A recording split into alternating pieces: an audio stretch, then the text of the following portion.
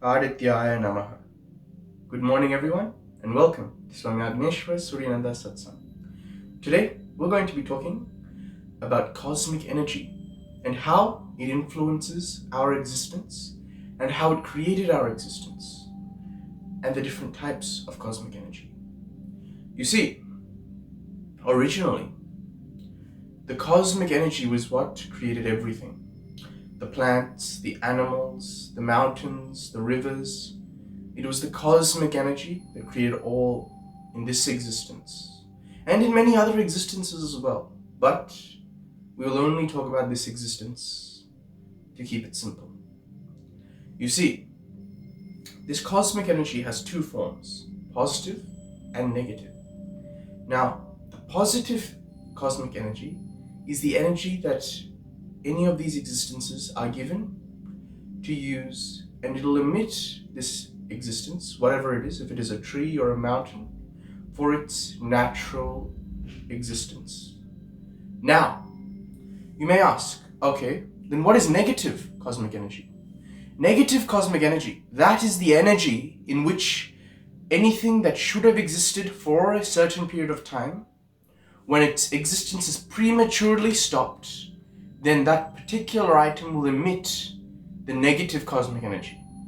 For example, if there is a tree and it could have lived for 100 years, but, the tree haters out there, the anti-environmentalists, if they go and chop the tree down, then that stump, the wood, the leaves on that tree, it will emit negative cosmic energy for as long as it could have existed for in the positive realm in its existence as it should have.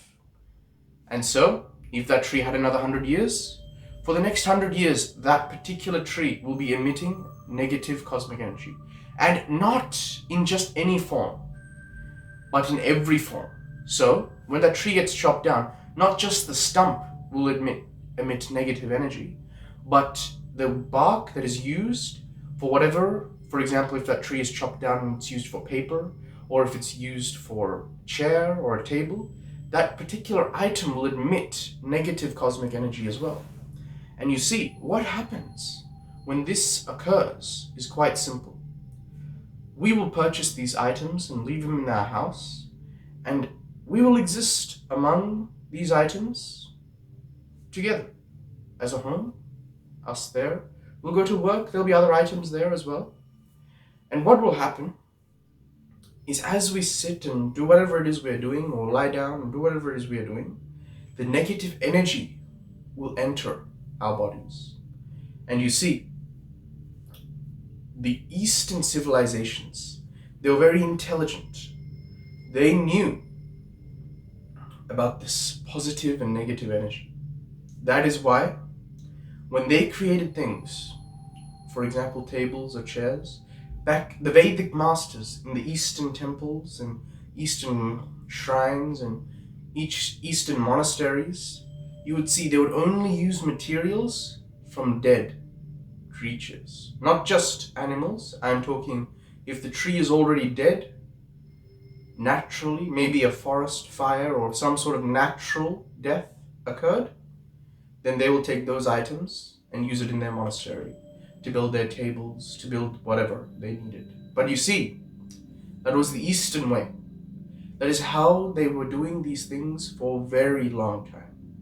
But the modern era, everyone needs things, and so this premature slaughtering of various things, such as trees for paper and many other things, started creating this problematic society where everything emitted negative energy.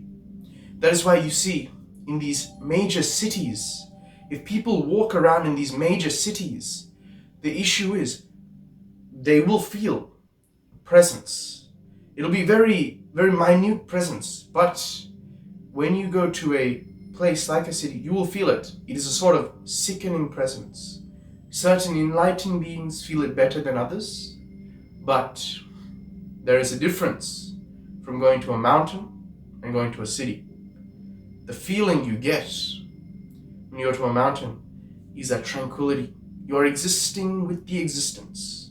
You are not forcing, you're not challenging the existence, you're not tearing the existence apart.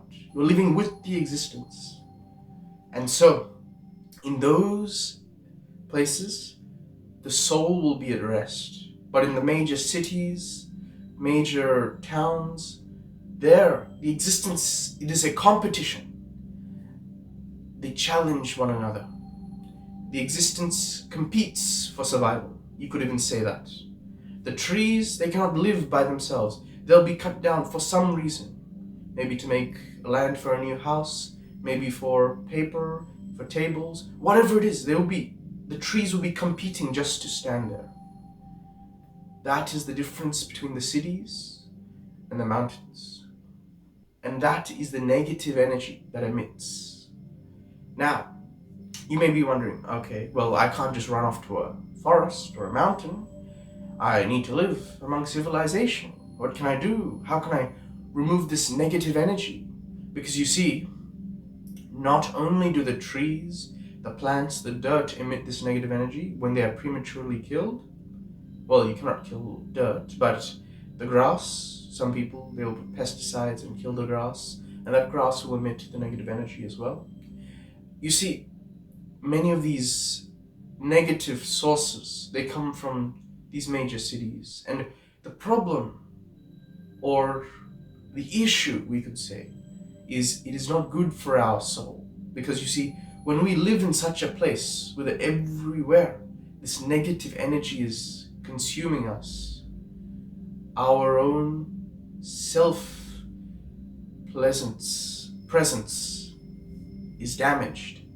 Our presence is not as healthy, you could say.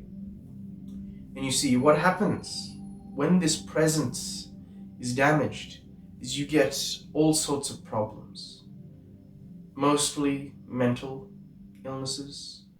Also, you can get physical illnesses. You can get many problems when this presence is damaged. But you see, the Vedic masters, when have you ever heard of a Buddhist monk having a mental disorder? I've never heard of anything like that. It's because they live in a presence where everything is just right. It is perfect. Now, you might be wondering, okay, well, I can't run off to a forest, so what do I do? You haven't told me yet. What do I do? Quite simple. In the ancient times, in many cultures, they used to wear gold. Gold is a particularly special type of metal. In Egypt, the Egyptian gods, there are records of them wearing gold. In India, in China, even today in Asia, this gold-wearing culture is there. The reason behind this Eastern culture of wearing gold is because gold can repel negative energy. And you see, that is why in ancient time, everyone used to covet gold. Everywhere they wear bracelets, rings, earrings, whatever they can. It was to repel the negative energy. Now, there is one more special gift, the Rudraksha Mala. You see, the Rudraksha, they can repel, well, we cannot say they can repel, but they can suck the negative energy from one.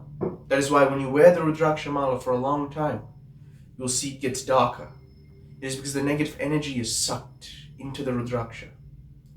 And you see, that is why some people, they wear Rudraksha in gold. Because the gold will repel the negative energy, and the Rudraksha will suck any negative energy that is already inside the body. Because you see, our body can make negative energy as well. It is not just the surroundings. You see, yes, cities are in a way, a cosmic graveyard where only negative energy resides. But you see, you yourself can also become a cosmic graveyard. You see, what happens is when you are in some sort of trouble, some sort of problem, the mind, it will change. And how it will change, you'll see, is the mind will go from a clear state to a troubled state. And when this happens, our soul, instead of emitting life energy as it should, it'll start radiating negative energy. And for enlightened masters, it is very dangerous. Because you see, not for them, but for those around them. Because when they start radiating negative energy, the people around them will get sick. Slowly, many problems will occur. But that is a different topic. Just a little knowledge for those who know enlightened beings. Now, the Rudraksha Mala and the gold, that is how you can protect yourself from the negative energy, from outside and from the body. Because Rudraksha Mala, it'll suck the negative energy that you create yourself due to negative emotions. And as for the negative energy outside, the gold will repel it. That is why you will see many swamis, they will always wear Rudraksha coated in gold. It is because of the cosmic energy. One, they will go off to a mountain, or two, if they choose to live in civilization, they will wear a Rudraksha Mala in gold. Of course, only the ones who can afford it. As you know, it is quite costly. But it is very good for you.